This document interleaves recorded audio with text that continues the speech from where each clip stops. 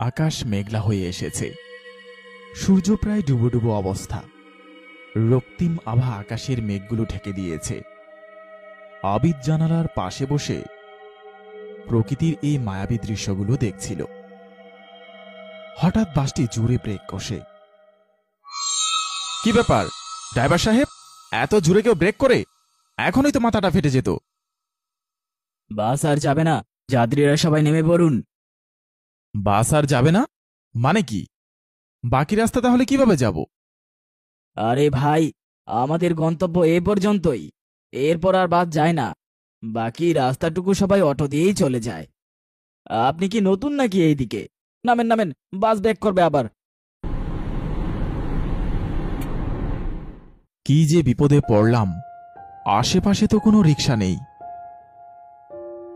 বাকি সবাই নিয়ে চলে গেছে। কি যে করি এখন?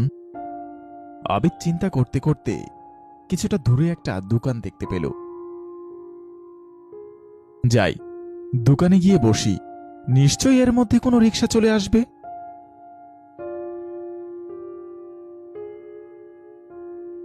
ভাই শুনছেন, আমাকে এক কাপ চা দিন তো। ঠিক আছে ভাই, বসেন। আচ্ছা ভাই, এটা কোন গ্রাম? পলাশপুর যাওয়ার কি এই রাস্তা ছাড়া আর কোনো রাস্তা নেই? এইটা তো শিমুলপুর গ্রাম। তয় পলাশপুর যাওনের আরেকটা পথ থাকলেও ওইটা বন্যার পানিতে নষ্ট হইয়া গেছে। অহন এইটাই রাস্তা। ও আচ্ছা আচ্ছা, ঠিক আছে। ভাইজান কি পলাশপুর যাইবেন? হ্যাঁ, কিন্তু আমি তো একটাও অটো পেলাম না। সন্ধ্যা পার হয়ে গেছে, অহন তো আর অটো যাইব না মনে হয়। কেন যাবে না কেন? কি যে মুসিবতে পড়লাম! ওই রাস্তা অনেক অন্ধকার থাকে। অন্ধকারে অটো চালাইলে দুর্ঘটনা হইতে পারে, তাই ওই দিকে রাতের বেলা কেউ যায় না। ধুর, তখন যদি ড্রাইভারের সাথে বকবক না করতাম, তাহলে আগে ভাগে নেমে গেলে একটা অটো অন্তত পেয়ে যেতাম। ভাই, ভেতরে আইসা বসেন, জোরে বৃষ্টি আইতেছে। বিপদের মধ্যে বিপদ। এত চিন্তা করেন না, কিছু একটা ব্যবস্থা হইবই। আব্বা আব্বা, তাড়াতাড়ি চলো, মা অনেক অসুস্থ হয়ে গেছে। কি বলিস বাপ, তুই যা, আমি আইতাছি। ভাই, বাইরে বৃষ্টি, দোকান বন্ধ করলে আপনি ভিজা যাইবেন, তাই দোকানটা খোলাই রেখে গেলাম। আমি না আসা পর্যন্ত আপনি অন্য কোথাও যাইয়েন না। ঠিক আছে ভাই, আমি এখানেই বসে আছি, আপনি যান।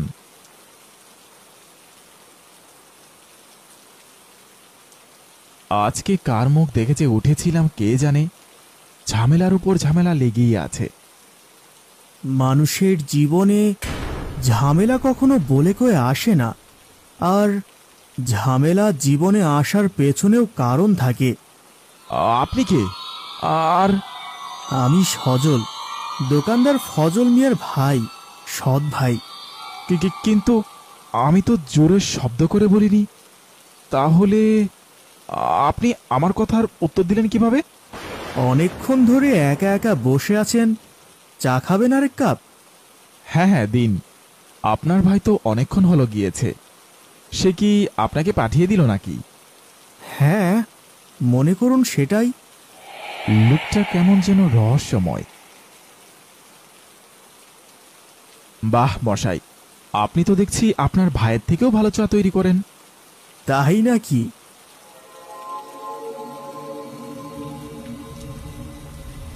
ধুর, আর কতক্ষণ এভাবে বসে থাকবো? আবিদ সাহেব, সামনের ওই কুজো লোকটাকে দেখছেন? হ্যাঁ, কিন্তু আপনাকে তো আমার নাম বলিনি। আপনি আমার নাম জানলেন কিভাবে? আপনার আইডি কার্ড তো গলায় ঝুলছে, সেখান থেকেই পড়ে জানলাম। ও আচ্ছা। তো কি যেন বলছিলেন, কুজো লোক? হ্যাঁ, ওনাকে তো দেখলাম, হেঁটে হেঁটে গেলেন বৃষ্টিতে ভিজে ভিজে। বয়স্ক লোক এই বৃষ্টিতে ভিজে কোথায় যাচ্ছে কে জানে। হ্যাঁ, ওনার একটা গল্প আছে, শুরু থেকেই উনি এমন ছিলেন না, বছর পাঁচেক আগে থেকে ওনার এই অবস্থা। কেন? কি হয়েছিল? হুট করে এমন হয়ে গেল কেন? বলুন শুনি। এমনিতেও এখানে বসে বসে বোর হয়ে যাচ্ছি। তাহলে শুনুন।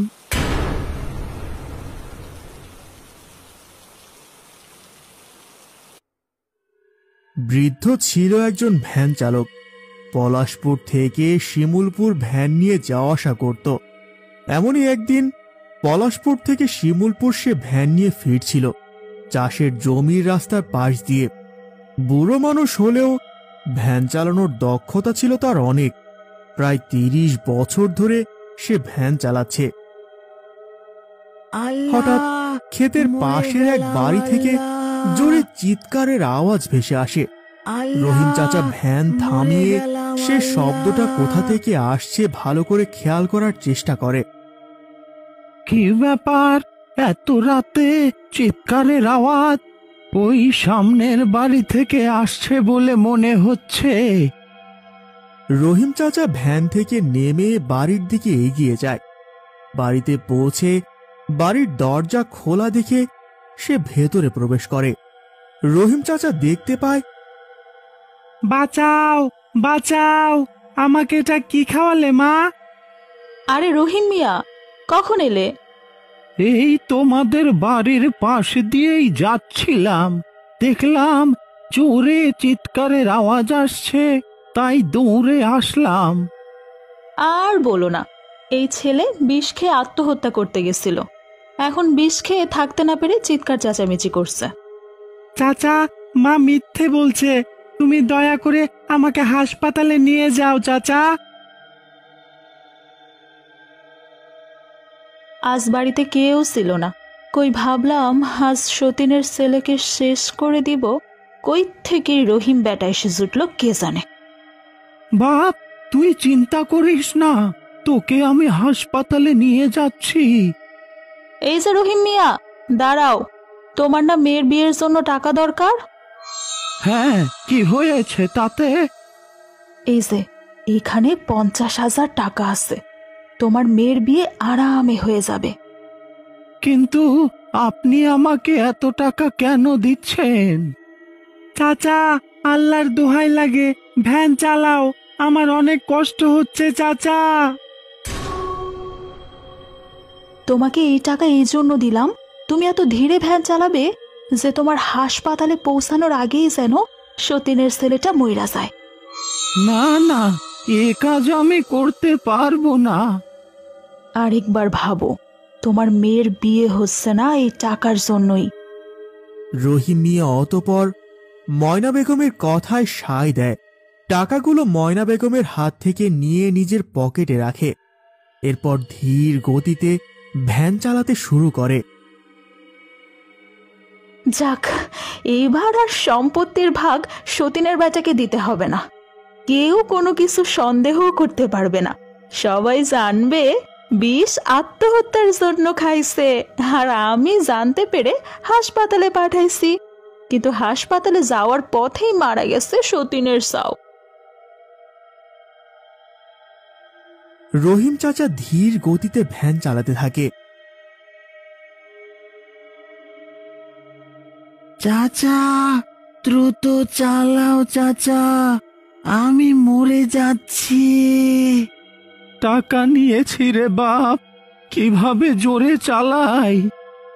আল্লাহ, মরে গেলাম আল্লাহ। যুবক ছেলেটি চিৎকার করতে করতে হঠাৎ মারা যায়।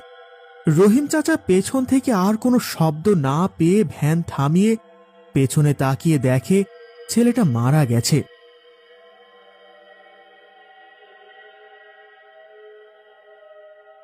যাক, আমার কাজ শেষ, এখন হাসপাতালের দিকে দ্রুত নিয়ে যাই। রহিম দ্রুত ভ্যান টান দিতেই হঠাৎ ভ্যান থেমে যায়। রহিম ভ্যান থেকে নেমে অনেক কষ্টেও ভ্যানটাকে সামনের দিকে নিতে পারে না আর। কি ব্যাপার, ভ্যানটা কোনোভাবে এগুচ্ছে না কেন? রহিম মিয়া আবারও নিজের ভ্যানে এসে বসে। অনেক কষ্টে কোনো রকম আবছা চাঁদের আলোর মধ্যেই ভ্যান টানছে। টাকার জন্য একটা মানুষকে মেরে ফেললি রহিম, কেন এমন করলি? কে কে কথা বলে? কে? রহিম কাউকে দেখতে পায় না। কেমন যেন এক অজানা ভয় ও অনুশোচনা কাজ করতে থাকে রহিমের মনের ভেতরে। আমি কি কাজটা ঠিক করলাম? একটা মানুষকে বাঁচানোর উপায় থাকার পরেও টাকার লোভে। রহিম পেছন থেকে গঙ্গানির আওয়াজ পায়। রহিম ভয়ে পেছনে তাকিয়ে দেখে ভ্যানে লাশটি নেই। রহিম অনেক ভয় পেয়ে ব্যালেন্স হারিয়ে ভ্যান নিয়ে উল্টে পড়ে যায়। হে আল্লাহ, তবে কি পাপের শাস্তি শুরু হয়ে গেল? রহিম কোনো রকমে উঠে ভ্যান ঠিক করতে গিয়ে দেখে ভ্যানের চাকা মচকে গেছে। এই ভ্যান চালানো সম্ভব না। ভ্যানটাও নষ্ট হয়ে গেছে, কিন্তু লাশ, ভ্যানের লাশটা কোথায়? রহিম দেখতে পায় কিছুটা দূরে লাশ পড়ে আছে। অত দূরে লাশটা পড়ে গিয়েছিল, আমি খেয়ালই করিনি। এরপর রহিম লাশের কাছে যেতে কোনো এক দমকা হাওয়া রহিম চাচার পাশ দিয়ে বয়ে যায়। ভ্যান নষ্ট, আশেপাশে কেউ নেই। কোনো উপায় না থাকায় হাসপাতালে পৌঁছাতে এখনো অনেক সময় লাগবে। এর থেকে এই ছেলের বাড়ি কাছে, লাশটা কাঁধে নিয়ে বাড়িতে দিয়ে আসি। রহিম চাচা মনে মনে এসব চিন্তা করে লাশটি কাঁধে উঠিয়ে রওনা হয় ছেলের বাড়ির দিকে। এক কদম করে পা বাড়াচ্ছে, লাশের ওজন যেন দ্বিগুণ করে বাড়ছে। কি ব্যাপার? লাশের ওজন যেন ধীরে ধীরে বেড়েই যাচ্ছে। কি হচ্ছে আমার সাথে সব? লাশের ভার অনেক বেশি মনে হচ্ছে। এর থেকেও কোটি গুণ বেশি ভারী তোর পাপ। আমি এসব কি শুনছি? কে কথা বলছে আমার কানে কানে? কে? হঠাৎ রহিম চাচা দেখতে পায় সদ্য মরে যাওয়া ছেলেটির অবয়ব রহিম চাচার সামনে দাঁড়িয়ে। এদিকে লাশের ভারে রহিম চাচার অবস্থা খারাপ। রহিম চাচা ভয়ে জ্ঞান হারিয়ে ফেলে।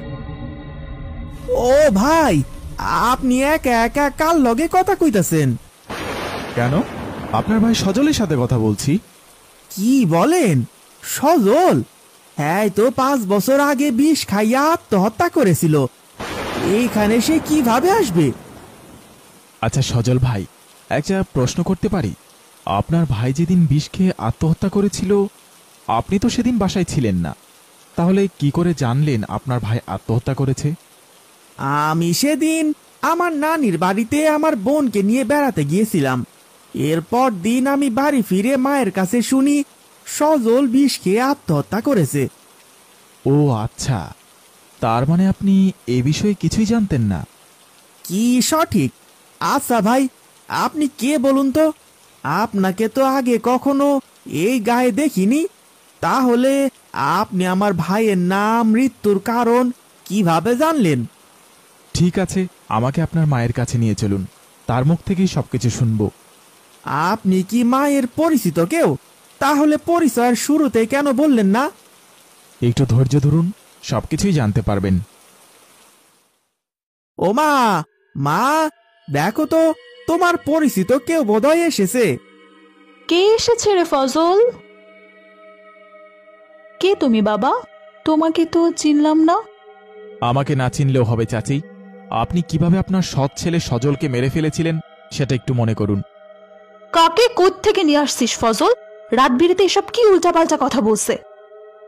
আপনি এসব কি বলছেন ভাই? আমি ঠিক কথাই বলছি। আপনি যখন আমাকে রেখে চলে এলেন তখন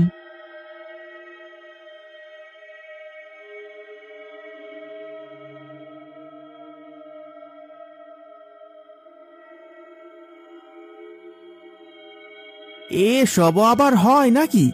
কি প্রমাণ আছে আপনি সত্যি বলছেন? জানতো ভাই, আপনাকে ভালো মনে করে বাড়িতে নিয়ে আসলাম, ঝামেলা থেকে বাঁচাতে চাইলাম।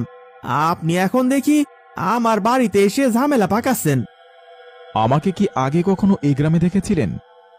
আমি গ্রামের কারো ব্যাপারে কিচ্ছু জানি না, কেবলমাত্র আপনাদের ব্যাপারে জানলাম কিভাবে বলুন তো? চাচি, আপনি যদি আপনার সন্তানের ভালো চান তাহলে সত্যি কথা বলুন, কারণ সজলের আত্মা আপনার উপর খুবই ক্ষিপ্ত।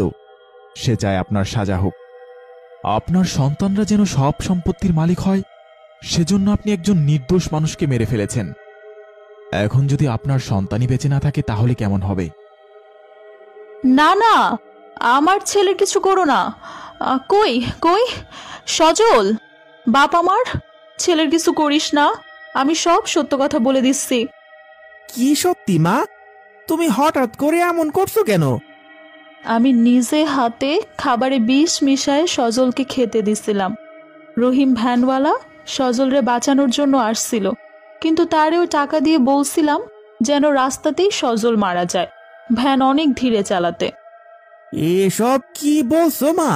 তুমি সি সি সি সি তুমি এসব করেছো?